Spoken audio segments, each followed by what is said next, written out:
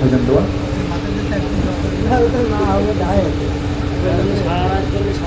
আল্লাহ। জি, যতটুকু হয়েছে আমরা এখন আল্লাহর কাছে চাই, আল্লাহ যেন আমাদেরকে মাফ করে দেন। জি, আল্লাহ আমিন।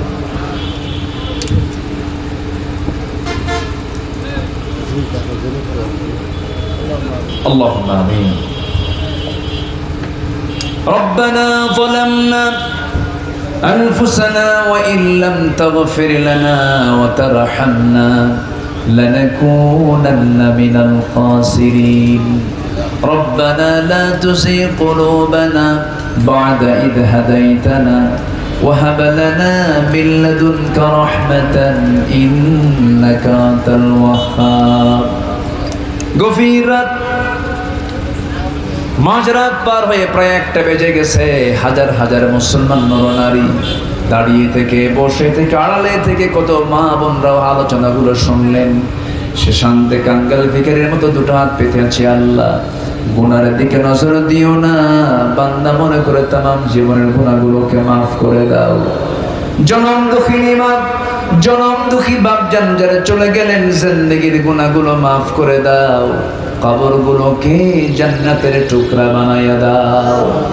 অনেক আলোচনা শেষ করে বাড়ি ফিরে যাব। বাড়িতে ফিরে গিয়ে সব দেখব, কিন্তু মাকে পাবো না রে। যেই মা আমার জন্য কত কষ্ট স্বীকার করেছে, ডেলিভারির যন্ত্রণা সহ 9টা মাস দুগ্ধ পান সহ কত যন্ত্রণা আমার জন্য সহ্য করলেন রে মা। সেই মা যারা চলে গেল, জিন্দেগির গুনাহগুলো মাফ করে দাও। কবরগুলোকে তুমি আল্লাহ জান্নাতের টুকরা বানায়া দাও। আব্বা আম্মার জন্য কি দোয়া তাও তুমি আল্লাহ শিখায়া দিয়েছো। দিলটা খুলে, হাতটা একটু উঁচু করে আব্বা আম্মার জন্য সবাই দিল থেকে বলুন, রব্বির হামহুমা কামা রব্বায়ানি সগীরা।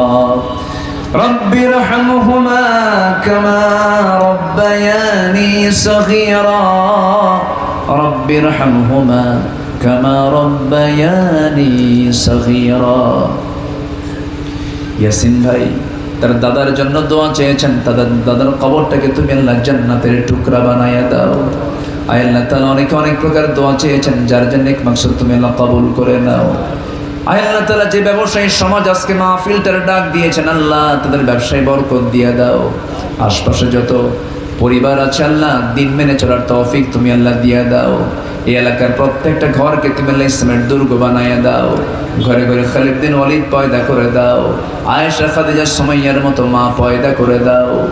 আয় আল্লাহ তাআলা বিশেষ করে মাহফিলটার আয়োজন করলেন, যারা শোনার জন্য আসলেন, যারা বিনিময়ে কিয়ামতের দিন, যেদিন কেউ কাউকে চিনবে না, এমন কঠিন দিনে এই মাহফিল সবার জন্য নাজাতের মাধ্যম তুমি আল্লাহ বানাইয়া দিও।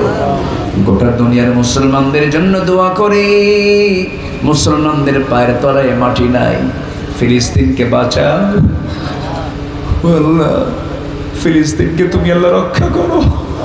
তোমার বাইতুল আকসাকে তুমি আল্লাহ হেফাজত করো। তোমার বাইতুল আকসা তুমি আল্লাহ মুসলমানদের হাতে তুলে দাও। এই ক্রান্তি লগ্নে মুসলিম উম্মার জন্য আবু বকর ওমর ওসমানের মতো তুমি আল্লাহ নেতা পাঠাইয়া দাও। 100 কোটি মুসলমানের দুনিয়া, ও আল্লাহ এমন একজন রাহবার পাঠাইয়া দাও, যে রাহবার গোটা দুনিয়ার মুসলমান শক্তিকে এক করে একটা প্ল্যাটফর্মে তুলতে পারে। আল্লাহ একটি ইমামের দারুণ দরকার। আয় আল্লাহ তাআলা মেহেরবানি করে এমন একটা ব্যবস্থা তুমি আল্লাহ করে দাও। আমাদের ঈমান খুব দুর্বল, মেহেরবানি করে আমাদের ঈমানকে তুমি আল্লাহ মজবুত করে দাও। ইয়া মুকাল্লিবাল কুলুব সাব্বিত কলবি আলা দীনিক। আয় আল্লাহ তাআলা আমাদের হিসাবটাকে জটিল করো না। আল্লাহুম্মা হাসিবনি হিসাবান ইয়াসিরা। দুনিয়া থেকে কোন দিন বিদায় নেব জানি না, ডান হাতে আমলনামা না আসা পর্যন্ত কবরে নিও না। মরতে যখন হবে তুমি আল্লাহ শহীদ মওত কপালে জুটাইয়া দিও। এই জমিনে তোমার দিন কায়েম হয়েছে এমন দৃশ্য দেখার তৌফিক তুমি আল্লাহ দিয়ে দাও।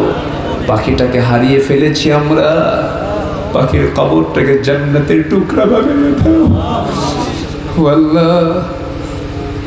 সারা জীবনের লালিত স্বপ্ন ছিল একটাই, এই জমিনে তোমার রাজ কায়েম হয়েছে আল্লাহ।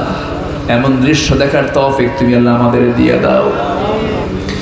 যেদিন মরে যাবো রে, টান মেরে ঘর থেকে বের করে দেবে, জীবনের শেষ গোসলটা হয়ে যাবে, আমাকে আর নাম ধরে কেউ ডাকবে না, বলবে লাশটা ঘর থেকে বের করো, লাশটাকে গোসল করাইয়া দাও, লাশটার কাফনের কাপড় পরাইয়া দাও, লাশটাকে নিয়ে জানাজায় নিয়ে যাও। জানাজা হয়ে যাবে, মোরামুখ সব দেখে দেখে চলে যাবে, কোনো শক্তি থাকবে না।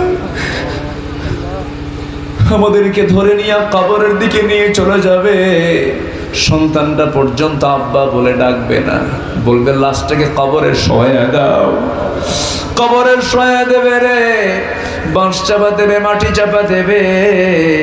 আমার দেহ এত দুর্বল, বাঁশ পচার আগে আমার দেহ পচে শেষ হয়ে যাবে।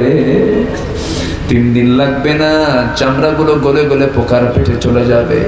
7 দিন লাগবে না, পেটের নাড়ি ভরে সব চোখ মুখ কান্নাটা বের হয়ে যাবে। মাত্র 3টা মাস কবর খনন করে দেখা যাবে কয়েকটা হাড় ছাড়া কিচ্ছু নাই রে, সব মাটি খাইয়া শেষ করছে। ও আল্লাহ, শান্তির সময় যখন চলে আসবে, জবানে জারি করে দিও লা ইলাহা ইল্লাল্লাহু মুহাম্মাদুর রাসূলুল্লাহ।